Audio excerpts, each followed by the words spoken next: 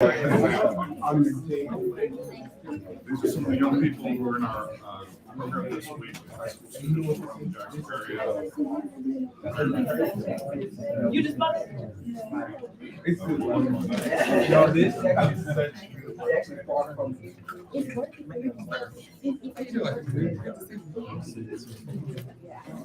Look like, what's she gonna do?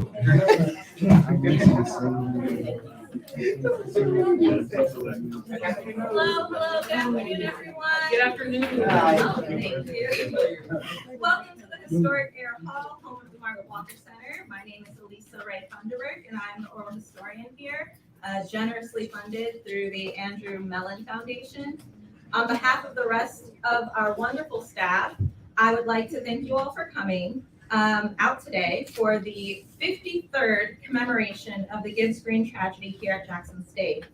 Though regrettably delayed due to unforeseen circumstances, we are here today to honor and remember the lives lost and the courage displayed, not just on May 15, 1970, but also in the days, months, and years after, as JSU students, faculty, staff, and community members continued to stand up for justice, demand change, and champion the values of equality and freedom.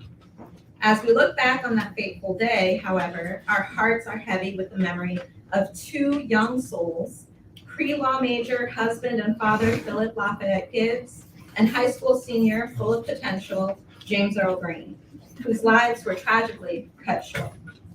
These students, like many others before and after them, were pursuing their educations and working towards a better future. Their untimely deaths serve as a stark reminder of the effects of injustices that persist in our community even now. This commemoration serves as a call to action, a reminder that the fight against police brutality and racial violence is far from over. We find ourselves in a world where new challenges and inequalities persist, demanding our attention and our collective efforts. As an oral historian, I firmly believe that listening to each other, recording our own stories, and preserving Black history are just a few of the many efforts we can take towards affecting real change. We've surrounded this room with examples of just that. If you'd like to hear about the events of May 15, 1970 from those who were present and directly affected that night, their oral histories are a part of our collection here at the Margaret Walker Center. It is essential that we draw inspiration from the bravery of those who came before us and forge ahead, continuing their legacy. With that being said, I would like to now introduce the acting president of Jackson State and member of the JSU class of 1970, Dr. Lane Hayes Anthony.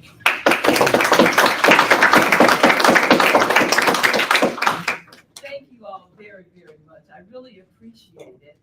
And as an alum of this fine institution, and at a time when I was actually there, I remember the late makers of the world. I think I see it there. And I remember others who actually participated there. So I want to thank each and every one of you for actually being there. And thank you for gathering here today to collectively pay homage to a part of JSU's legacy that continues to resonate in our hearts and minds, the Gibbs-Green tragedy. We can never forget May 15, 1970, 53 years ago, when dozens of JSU students were injured and two young men lost their lives. Yet Philip Lafayette Gibbs and James Earl Green were unjustly snatched from their friends and also from their family right here on the campus of Jackson State University. Philip was a young husband, he was a father. We just heard he was a poli-sci major here at JSU. And James was a 17-year-old student at my high school, Jim Hill High School. With the building, he had a wonderful track record. He was a track star, and he wanted that to be his career. It's hard to imagine this happening to people so youthful and so full of promise. While we mourn their loss, We also celebrate who they were and what they represent in the history of this country as involuntary martyrs. Let their lives remind us of where we have been and how far we have come and how much further we have yet to go as a human race. I want to commend the survivors of this devastating night for their bravery and for their resilience. It takes significant strength and fortitude not to become completely hopeless after surviving something of this great magnitude. I want to thank Dr. Robbie Luckett, director of the Margaret Walker Center, his wonderful staff here, and everyone who plays a critical role in ensuring this day does not disappear from our history. I applaud you all for educating generations of JSU students about the events that unfolded on that fateful day of May 15, 1970. Our students are the rising change makers, and they are the true advocates who will revive the memories of Philip and James in the following years. They will continue to tell the story long after we are gone. As we mark the 53rd anniversary of May 15, 1970, let us be reminded to pray for all those impacted by that day. Let us also honor and lift them up for their bravery and resilience. May we all strive to be more compassionate in our talk and in our walk. Let us show more humanity. Let us show more empathy for one another. Let us use our voices to promote justice, peace, and transform our world for the better. Thank you very, very much.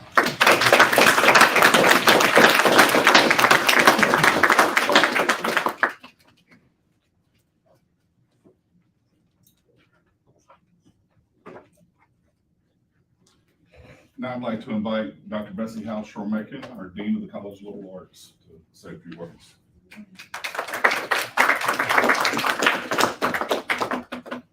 Good afternoon, everyone. I am absolutely delighted and pleased to bring you greetings on behalf of the College of Liberal Arts here at Jackson State University. I want to bring special greetings to each of you, but also to our acting president, Dr. Elaine Hayes Anthony, and our provost, Dr. Elisa Mosley.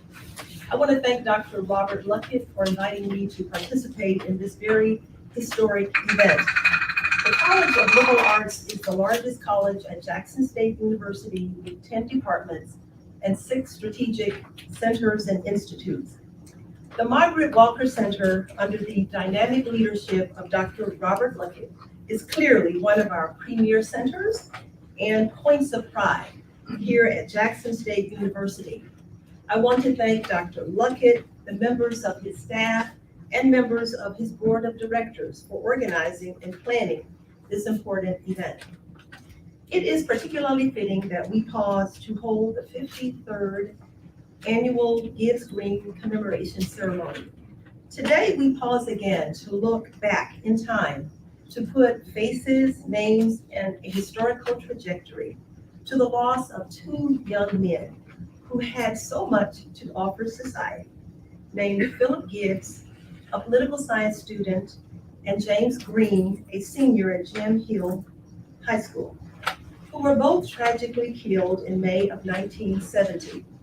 Others were wounded and injured in an event which many have argued should never have happened in the first place. Although some individuals have disputed the exact sequence of events which led to this horrible and horrendous tragedy, what is indisputable are the following facts.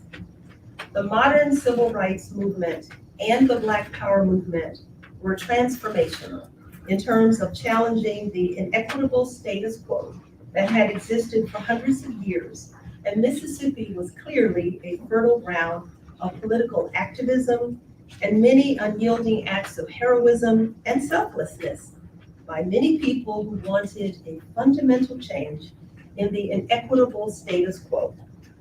Mr. Green, Mr. Gibbs, and many others in Jackson, Mississippi were in dire need of change, and they were extremely tired of the oppressive conditions in which they found themselves. They will forever be honored for their selflessness, their quest for truth and equality in American society.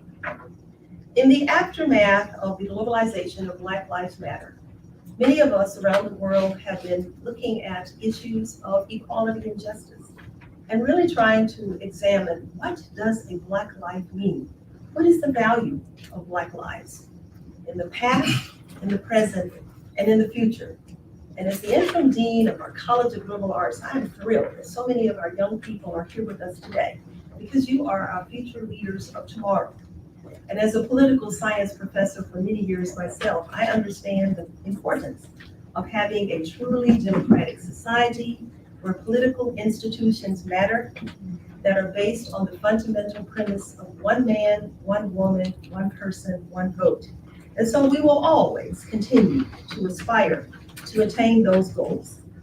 Let us all continue to honor their memory by continuing to fight for a level playing field in American society. I'm going to close my brief remarks today by stating one of my very favorite quotes uttered by none other than the father of the civil rights movement, Dr. Martin Luther King Jr., who stated, "The moral arc of human history is long, but it bends towards justice." Thank you.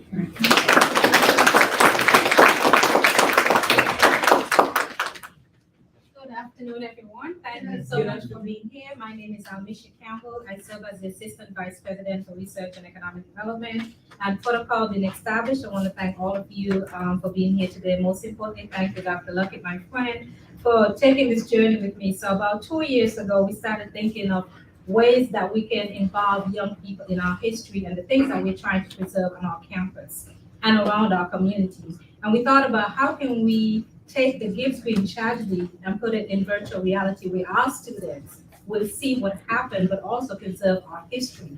So I also want to thank Lat Baker, because as we presented what we call the prototype of this virtual reality project, he was in the same room viewing it, and he did provide us some very harsh feedback. But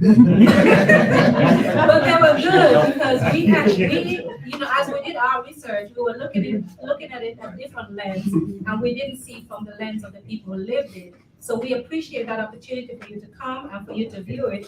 And today we're going to launch that project. So you'll be some of the first people. I think so far maybe 10 people total have seen it. So you'll be able to see it in virtual reality, and that's why the headset is here. So first we're going to show it on the screen so everyone can see it. And then those of you who want to really see it in the 360 view, we will have demonstration we will set up for you to go through. We also want to caution you, because there's sometimes we never know what people would feel when they go through these experiences and kind of live through it. So we have a clinical psychologist right here, Dr. Bassard. We have Dr. Bassard in the room, so he will be on standby if you think you need to get out the headset and have a conversation. He's right here, very well trained to have those conversations with you. But we really want you to experience this, to understand how these people went through. But we also want you to understand that this is not the entire tragedy. This is just our depiction of what took place. So you will see some stuff placement on the campus, and walk through that experience and enjoy it as much as you can. Dr. Luckett, thank you so much for entrusting me with this project. And for those of you in the room who participated in the project, would you raise your hand so we can see you? Kentris, Rush, L.A. Warren. Is anyone here? Mr. Lat Baker. And you'll see the credit. Please stay and look at the credits, because there were some incredible people who supported this and sponsored us. One of our sponsors was Educast and HP, and they're not here. They were here the day that we were supposed to initially have this event, but unfortunately we're not able to come back to Jackson to view it. But I appreciate all of you for being here, and I hope you have a wonderful experience, not just with the VR experience, but everything that you see here today. Thank you, Dr. Dr. Campbell mentioned Mr. Lapp Baker, a member of the class of 1970, who is with us tonight. He's going to bring our occasion. Mr. Baker.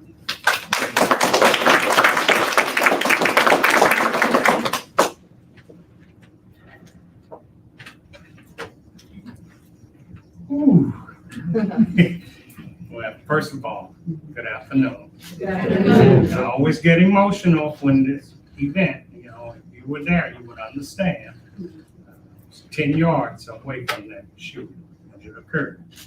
And as it was stated, I did make some statements when I watched it, because I want to say this. I saw about two or three patrol cars, and I said, wait a minute. I said, wait a minute now. I said, 2 or 3. I said, the cars weren't on campus. I said, well, they had about 50, 60 patrolmen and police officers shooting up. But I'm gonna leave that alone. I thought about some things and most people who know me, they know that Lapp will run his mouth. And yes, I will. But I talked with Dr. Luckett and I asked him, I said, about how long? He sent me a text back and said, Lapp, try to keep it under 5 minutes. And I kept thinking, I said, there's no way I can do it. You know, the occasion, in my viewpoint, it's not like the traditional 3 R's, you know, reading, writing, and written. There are 3 new ones, and in my opinion, they're reflection, remembering, and reminding everyone in here and those who are not here about what happened on May 15th, 1970, on this campus. On this campus. And the statement was most appropriate about the past, present, and future. I'm a professional city planner, and that's due to Jackson State University, where Jackson State College at that particular time. For me going to San Jose State University. And that's what we dealt with and still deal with in urban and regional planning, past, present, and future. If you don't know where you came from, you have no understanding of where you are. That's your present, or no vision for where you're supposed to be going. That's your future. I want to say this, that when I left here, we had to, every student had to leave the campus. Dr. Peoples had us to disband, go on.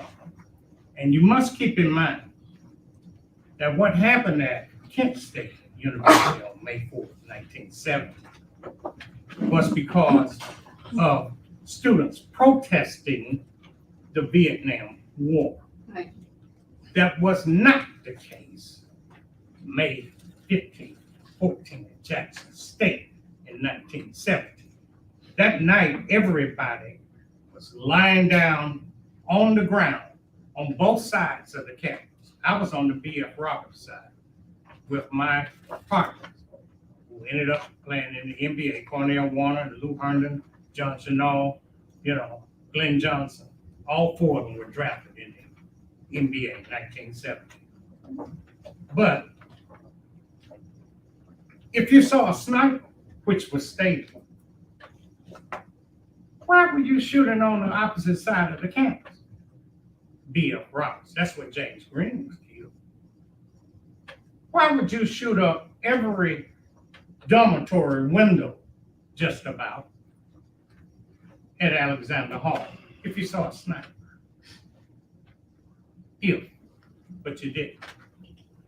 Quit lying. You didn't see a sniper. Okay?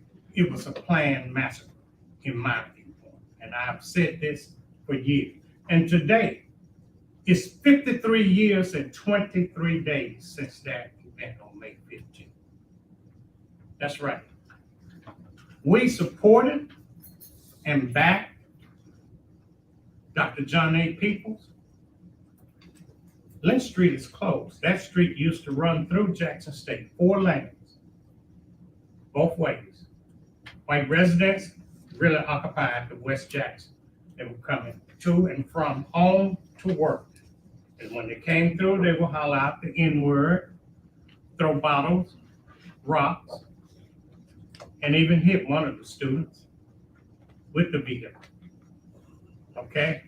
But they came during, I guess, the most inappropriate time because we didn't take stuff from anyone.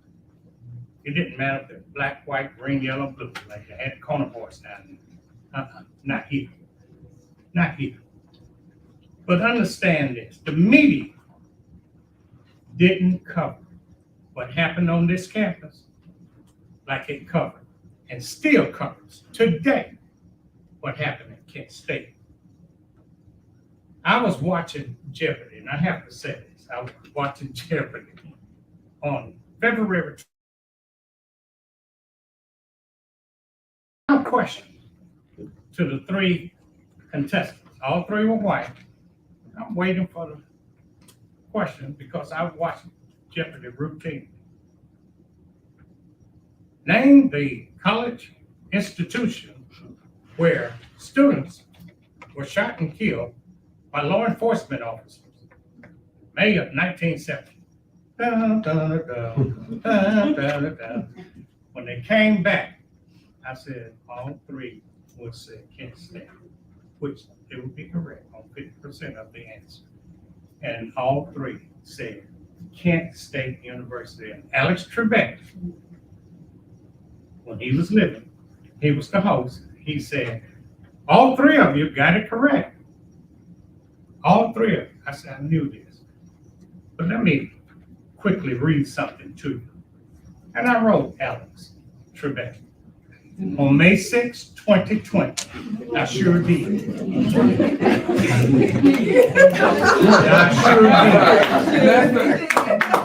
sure did. That's just me. Mr. Alex Trebek, Jeopardy. 10202 West Washington Boulevard, Culver City, California. 90232. Dear Mr. Trebek, my name is James Lapp Baker. I am a 1970 graduate of Jackson State College. 50 years ago, 4 white students were shot and killed on the campus of Kent State University by the National Guard on May 4th, 1970. Also, just past midnight on May 15th, 1970, 2 black students, one was a high school senior, were shot and killed on the campus of formerly Jackson State College by white city policemen and state highway patrol. The Kent State shooting was due to students' protests of the Vietnam War. However, the Jackson State shooting was due to constant racism. On February 21st, 2020, during Jeopardy's regular 3:30 p.m. program on the NBC network, one of the final questions for the contestants was to name the college campus where students were shot and killed in 1970. Each of the 3 contestants wrote Kent State as the answer. That response was correct for 50% of the answer. Jackson State College should have been the other 50% of the answer. The point that I'm trying to make is the fact that the media never shared / provided information concerning the shooting at Jackson State College as it did and still does with Kent State. Why? Jackson State is a predominantly black institution and Kent State is predominantly white. I had to write to you because I have a tremendous amount of respect for you. I think that you are perhaps the most honest and intelligent host on television. I never miss Jeopardy. Please correct the answer to that particular question.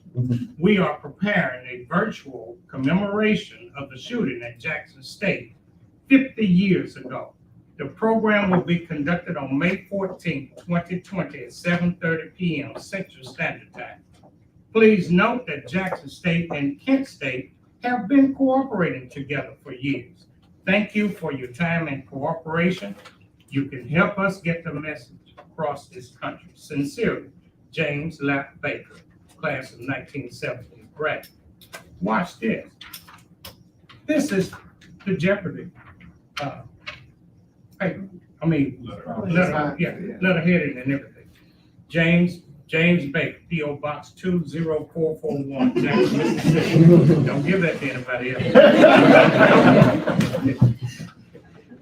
Dear James, thanks for your letter and your enlightening me on something that, like most Americans, I was not aware of. We can't correct the show, but I do want to wish you luck with your project. Sincerely, Alex Trebek. If you speak your mind, you'll get a response. They say, if you ask, it shall be given. As I stated before, and I'm going to get on and sit down. I know folks say, oh Lord, don't let him get me started. But some of the 1970 class mates of mine, Patricia Coates Jessup, became the first Black female attorney, state attorney for Baltimore, Maryland.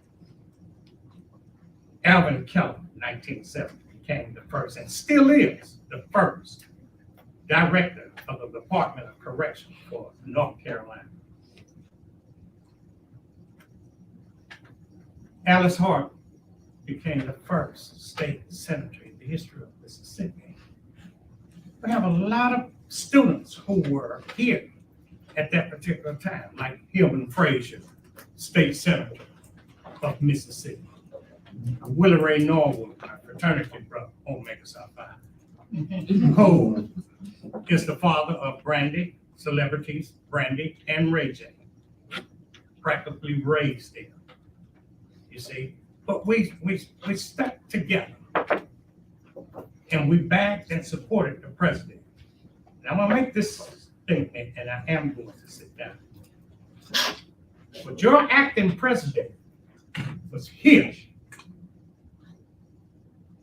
Support her. You don't need to have any outside people coming in here again, like it started in 1984. And don't think John A. just resigned because he was ready to resign. No, he was forced out. Okay? I'm telling you what I know, not what somebody told me. Okay? Support your acting president. That's what we did. So don't stop it. Keep it going. You're doing a great job. I'm through.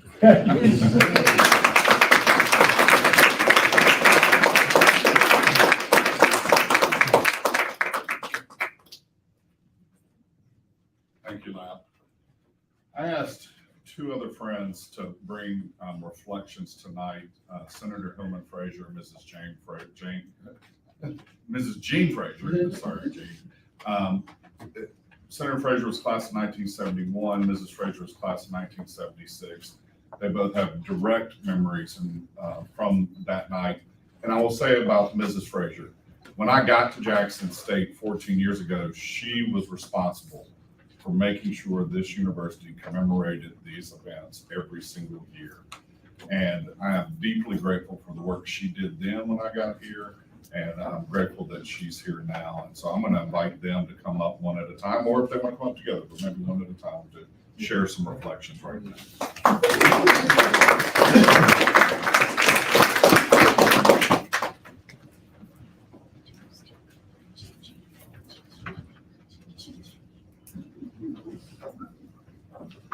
Dr. Hayes, acting president, Dean Mosley, provost, our outstanding students, thanks for being here, and Dr. Leckett for continuing this program, and my good friend, none other than one-of-a-kind Baker. Lance, you asked the question, what happens to a dream deferred? Does it dry up like a raisin in the sun, fester like a sore, and then run? Does it stink like rotten meat, or crust and sugar over, like scrapery sweet? Maybe just sad, like a heavy load, or does it explode? You may kill the dreamer, but not the dream. I was a student on campus on that harbor night in May. On the harbor night. Now, I'm here to tell you that what happened on the night was premeditated. I was studying on campus that night. A friend of mine decided to go off campus to get a bite to eat. When we tried to come back on campus, the police officer said, we can't go back on campus because they called every ambulance in town to the campus. You don't call every ambulance in town to the campus unless you have something in mind. A massacre. And that's what happened. My classmate, Philip Gibbs, we were political science majors together. He had a dream of becoming a lawyer. He was an outstanding student. They killed Philip Gibbs, but not his dream. But as a result of that night, he didn't become a lawyer, but some of our classmates did. I'm thinking about Warner Buxton, became a lawyer in South Mississippi. Lucius Edwards, one of our classmates, a lawyer in North Mississippi. Lee Jackson, a lawyer, an outstanding labor lawyer in North Mississippi, in Washington, D.C. You may kill the dreamer, but not the dream. Our students used that incident as a matter to explode on the scene. We had people exploding in different areas. Our classmate, Gloria Mayhorn, was an outstanding educator, not only in Mississippi, but also in North Carolina, and also an ordained minister. You may kill the dream, but not the dreamer. Delia Porter, a local business person, was also an outstanding educator. She made sure that her school received the top grade in the state of Mississippi. They killed the dreamer, but not the dream. That night, there were 500 men of us. A lot of us were angry and confused. We didn't know what to do, but we had strong leadership on the part of our president, Dr. People, our department chairs, our teachers in different departments. They told us to turn that anger into something positive, and we did that. And because they guided us to be able to leave campus and come back and make contributions. Well, officers killed the dreamer that night. They shot up the dormitory. You can shoot up a dream, a dreamer. You can shoot up buildings, but you cannot destroy a dream. I can say that as of that night, Jackson State was not destroyed. It rose up from the ashes, and it's a great institution it is today. We're going to make sure that Jackson State stands as an institution that will provide hope for anybody who are dreaming.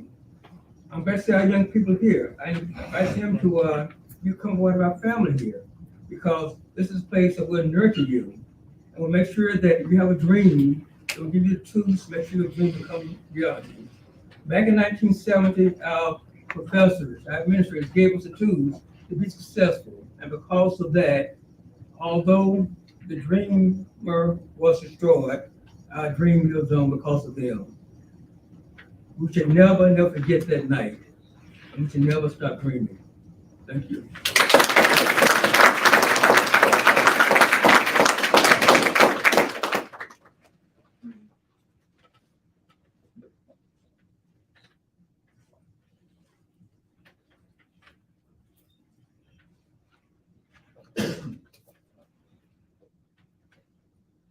Excuse me for stepping over.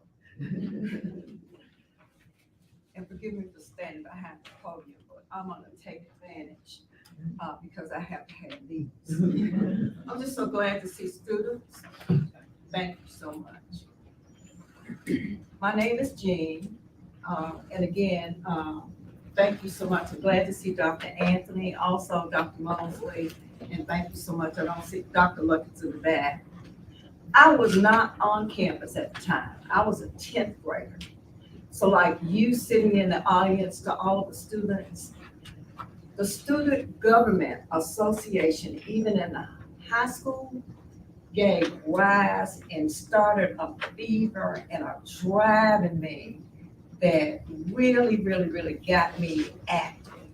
Even on the high school level, because you gotta remember at a time in the 70s, that was a time when civil rights was really, really, really driving everything in our community and on campuses. So the comments I'm about to make are through the lens of my mother, who at the time was a professor here on campus in the English department. Forgive me for digressing to this because I'm being very, very careful to stick to the scripts of my notes. My reflections through the lens and voice of my mother, Mrs. Luana F. Clayton, who at the time was a professor of English in the Blackburn Language Arts Building, is quite vivid.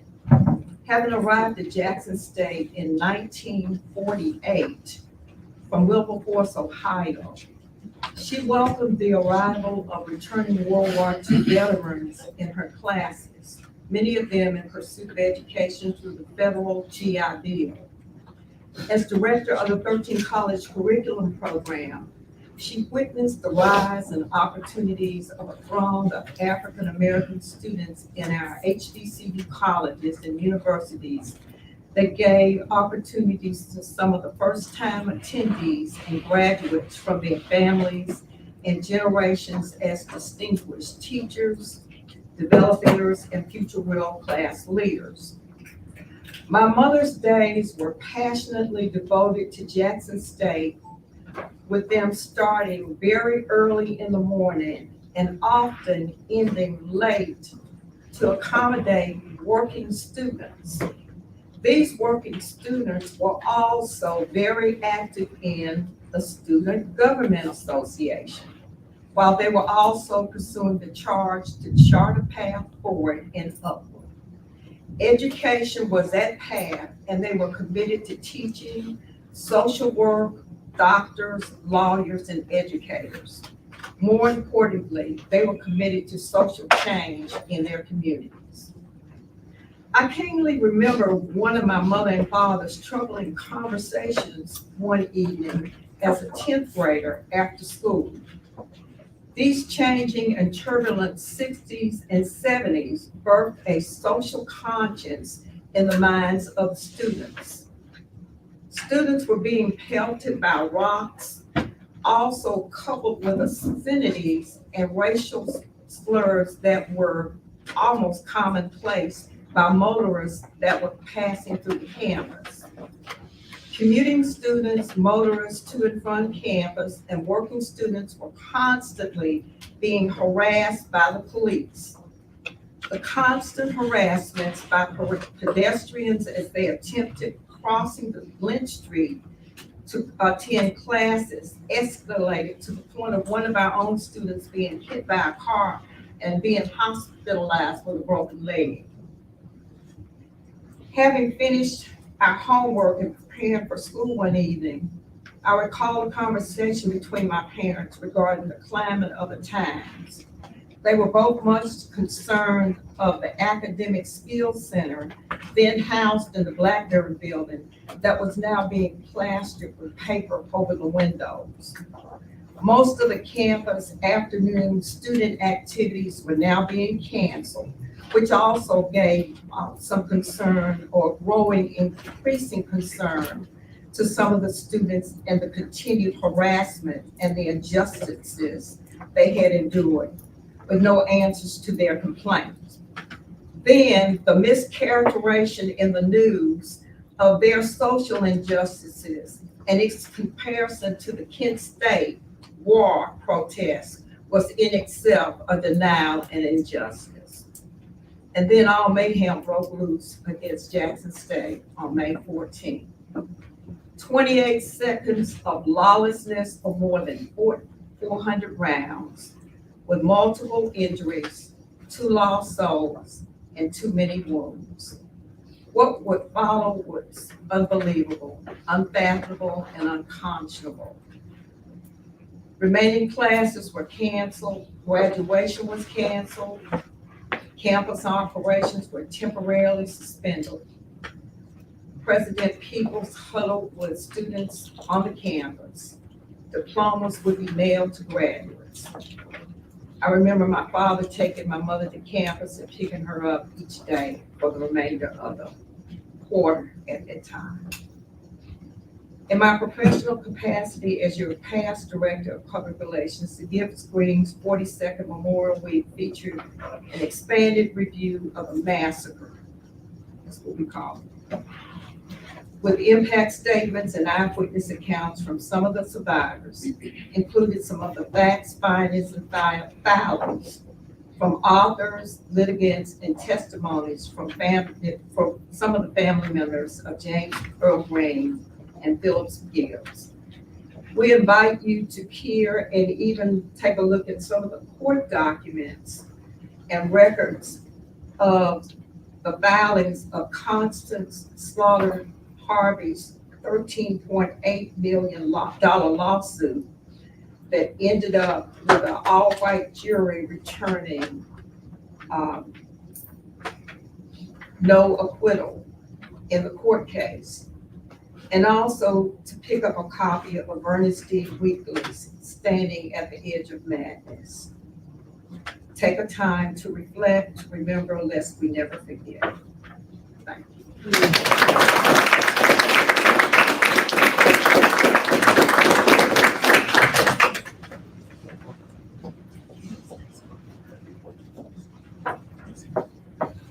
I want to thank Senator Frazier, Mrs. Frazier, and Mr. Baker for reminding us of a couple of things.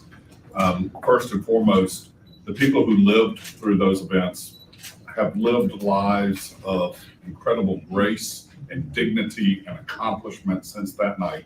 They have not lived lives as victims, but as survivors, as we refer to them here in these stories.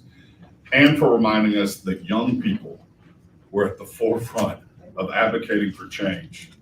This week, the Margaret Walker Center is hosting 25 high school students who are with us today in this audience from around the city of Jackson, Canton Public Schools, Jackson Public Schools, the Pineywood Schools, for a week-long residential program, and they are staying in Alexander Hall.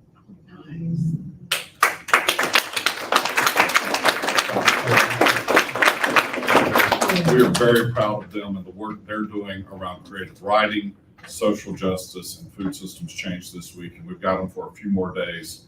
3 weeks ago, when we were planning for this commemoration, we had the threat of violence on this campus that forced us to postpone it unwittingly.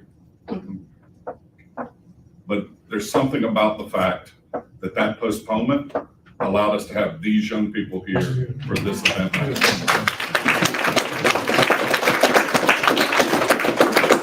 With that said, I do want us to take just a brief moment of silence in remembrance.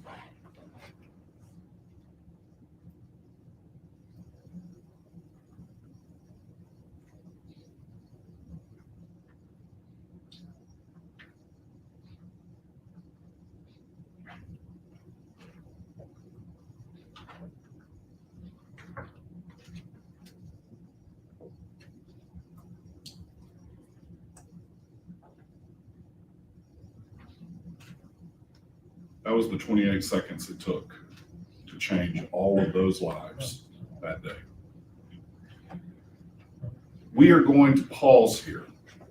We are going to have the virtual reality demonstration in a few minutes. It may be disturbing to some of you to see.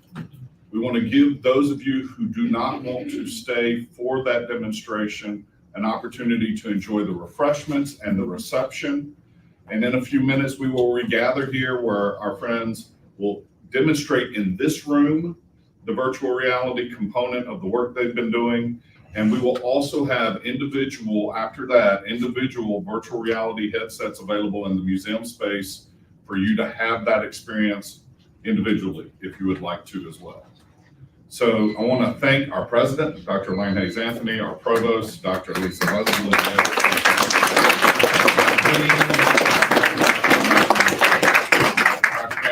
everybody, all of you who worked so hard on this virtual reality project, our University Communications team, thank you all so much.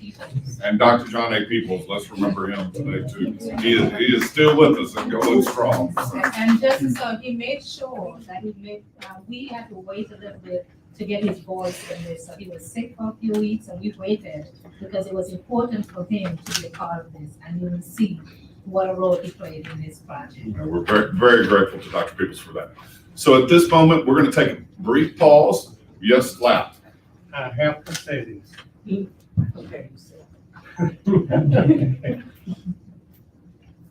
This man, Dr. Luckett, doesn't look for the recognition that he should get and supposed to get.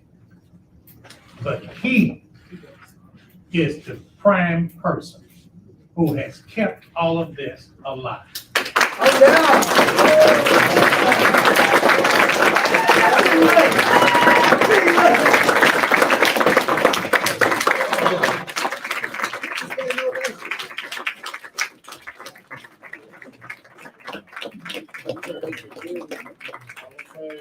I was teaching my civil rights history class at Jackson State, I started inviting members of the class of 1970 to come speak to my class. And Lap was one of those people, and I made a promise to him many years ago that we would make sure that we would remember this day every single year. And so that's my commitment to you and to everyone, that this center will be responsible for that commemoration. As long as I'm here, we will absolutely be responsible for that. With that said, we are going to take a break. Please enjoy the reception, and we will gather again in a few minutes for those who want to stay for the virtual reality demonstration. But thank you all for being here so much. Thank you.